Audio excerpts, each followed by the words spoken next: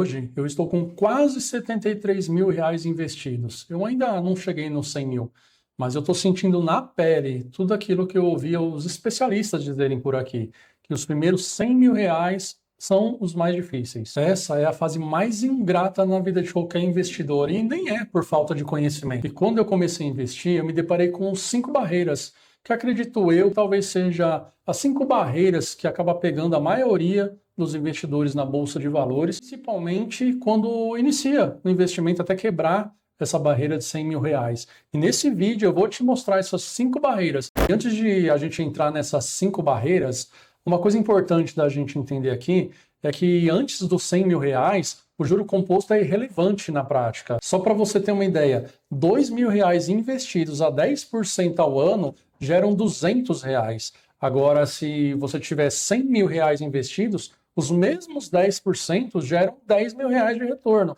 São escalas completamente diferentes. E essa é uma grande verdade, porque uma das coisas que eu mais ouvi, e até ouço hoje, e estou sentindo na prática aqui com os meus investimentos, é que até os 100 mil reais parece que você está empurrando um carro velho para cima da montanha.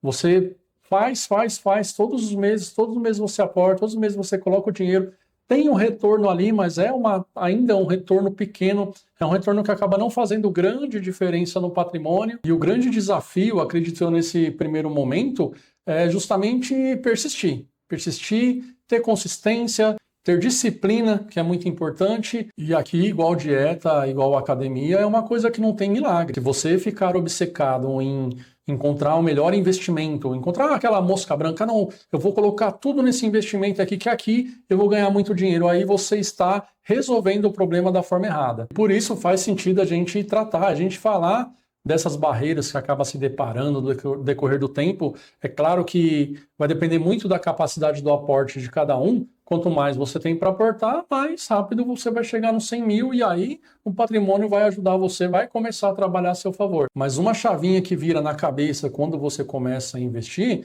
é justamente a questão de prioridades. Você começa a filtrar, você começa a estabelecer prioridades que vão ajudar você a chegar o quanto antes no seu objetivo. Mas vamos de uma vez por todas aqui para as barreiras, e a primeira barreira que você vai se deparar é a questão do ego. Não tem jeito.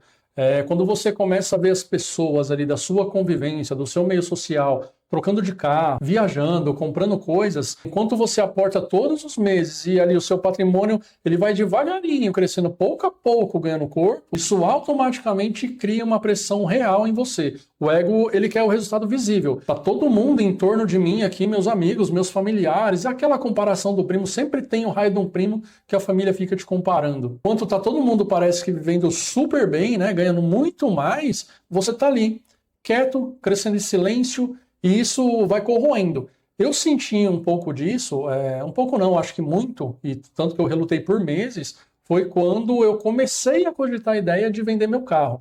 Comecei a travar uma batalha interna comigo sobre, mas eu vou vender o carro, eu vou ficar sem carro, nossa, mas faz tantos anos, sei lá, faz décadas que eu sempre tenho um carro, sempre terminava de pagar um carro e trocava de carro, pegava o melhor, aumenta o nosso ego, eu estou mostrando para os outros que eu estou me dando bem por conta disso. Quando eu passei por cima do meu ego, as coisas começaram a andar um pouco mais rápido. A segunda barreira que a gente acaba encontrando aqui é a questão da recompensa imediata. A gente está cada vez mais numa sociedade totalmente imediatista. Um dos maiores desafios que você tem, que eu tenho, é tomar decisões hoje que não vai nos trazer nada agora de imediato, para que no futuro nós estejamos num nível muito maior, num nível muito melhor do que nós temos hoje. A terceira barreira que a gente tem aqui é a tal da pressão social. Olha como é engraçado como uma coisa é vinculada com a outra, né?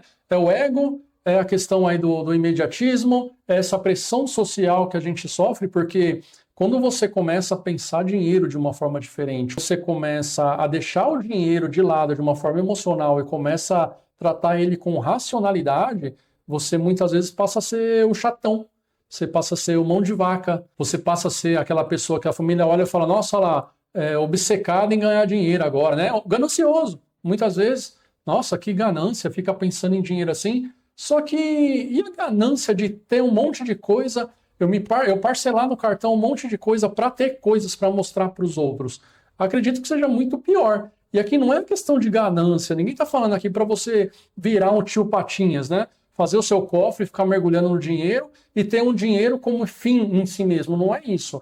Mas é um cuidado com o seu dinheiro, um zelo com o seu dinheiro. Então, quando você pensa dinheiro de uma forma diferente, as pessoas muitas vezes vão te julgar. Mas eu vou te falar uma coisa, para de se incomodar com a opinião dos outros. As mesmas pessoas que te pressionam socialmente são as pessoas que não estão nem aí para suas contas. São pessoas que lá no futuro, daqui 10, 20, 30 anos, muitas vezes nem vai estar mais no seu meio de convívio social. São as mesmas pessoas que quando você tiver com o seu patrimônio criado e lá na frente, daqui a alguns anos, estiver desfrutando de tudo isso que você está construindo, são as pessoas que vão olhar e vão falar, nossa, ele deu sorte. A quarta barreira é o tédio, e essa daqui é subestimada. Quando a gente fala sobre tédio, é porque investir de forma consistente é absurdamente sem graça. O processo todos os meses é a mesma coisa.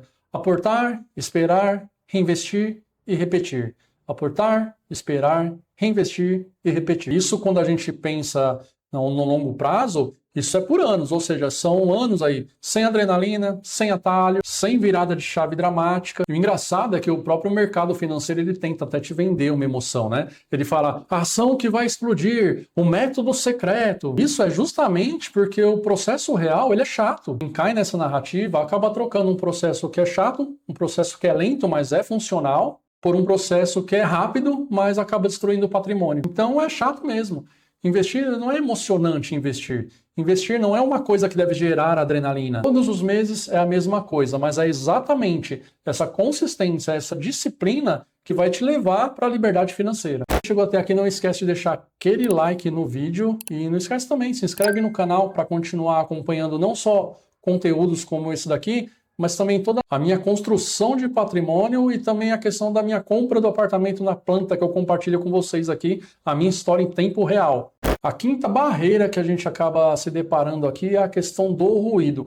Meu Deus do céu! Comecei a investir em dezembro de 2023. Eu não tinha experiência nenhuma. Eu precisava de alguma coisa para me trazer um retorno futuro. Eu precisava mudar, eu não queria mais continuar a viver igual vivi os meus 38 anos, sem dinheiro, cheio de dívida, sempre correndo atrás do próximo mês, porque eu tinha a próxima fatura para pagar e eu queria mudar de vida. Então eu comecei a ir atrás da informação. E uma das coisas que eu mais ouvi, acho que desde dezembro de 2023 até agora, vamos colocar aí 2 anos e meio, foi: o Brasil acabou, a bolsa vai quebrar, agora é diferente. Isso não para. Sempre existe, sempre vai existir. Um cenário assustador, uma razão para você não investir agora. Mas dentro desse tanto de ruído que a gente acaba ouvindo, se você pesquisa canais sérios, se você estuda canais sérios de investimento, você vai notar que é exatamente nesses períodos que você ouve que o bicho está pegando, como diz Warren Buffett, compre aos sons de canhões e venda aos sons de violino.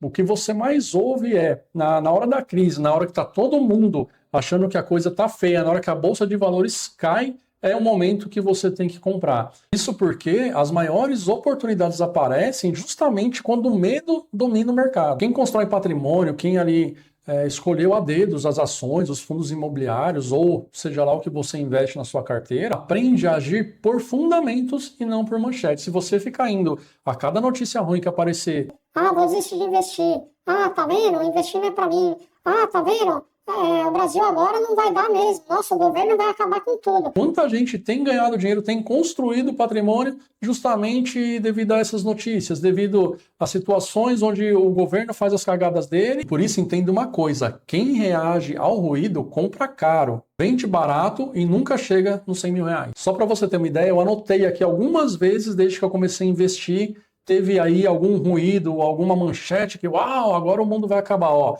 Fim de 2023 e início de 2024 foi: juros altos e economia vão destruir a bolsa. Primeiro semestre de 2024, o fiscal está saindo do controle. Segundo semestre de 2024, a dívida vai explodir. Dezembro de 2024, o Brasil está entrando em uma crise de confiança. Em 2025, será o pior ano de todos os tempos. Em 2026, agora nós temos o quê? Eleições, mais dívida, mais juros, que vai culminar numa crise definitiva, que é o que as manchetes que você vê por aí estão falando agora. E aí você imagina, eu sem experiência, sem conhecimento, cada vez que eu vi um negócio desse daqui, eu falava, não, mas espera aí, eu estudei lá e vi, um cara ali que é um cara sério falando que é agora que a gente tem que aportar, a gente tem que se manter, a gente tem que continuar. Se eu tivesse dado ouvido para tudo isso que é de ruído aqui e tivesse simplesmente desistido, porque é aquela, né? Já basta o tanto de problema que eu tenho, eu vou me enfiar em bolsa de valores, que vai me trazer tudo isso de problema e eu ainda vou perder dinheiro. Eu comecei esse vídeo aqui falando justamente que eu ainda nem cheguei nos 100 mil reais, eu tô aí chegando nos meus 73 mil reais. Mas vendo tudo que eu vi, tudo que eu estudei até agora, que eu continuo estudando, por que os 100 mil reais ele realmente muda o jogo?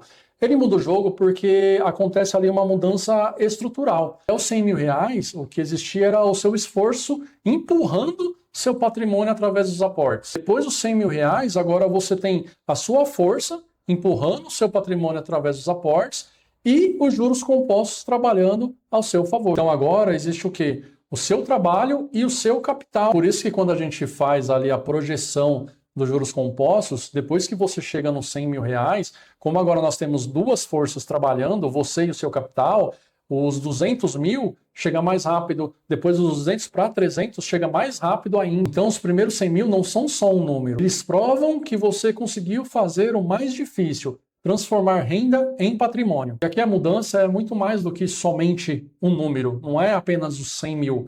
Aqui é uma mudança de mentalidade. Você ratificou, você comprovou para você mesmo que você foi capaz de passar pela fase mais difícil, que é chegar até os 100 mil reais. E durante todo esse trajeto, durante toda essa caminhada de chegar até os 100 mil reais, você acertou muitas vezes, você errou muitas outras vezes também. O que você mudou aqui foi a forma como você pensa e toma suas decisões financeiras. Para mim, falta um pouco mais de 27 mil reais para conseguir atingir esse objetivo de 100 mil reais.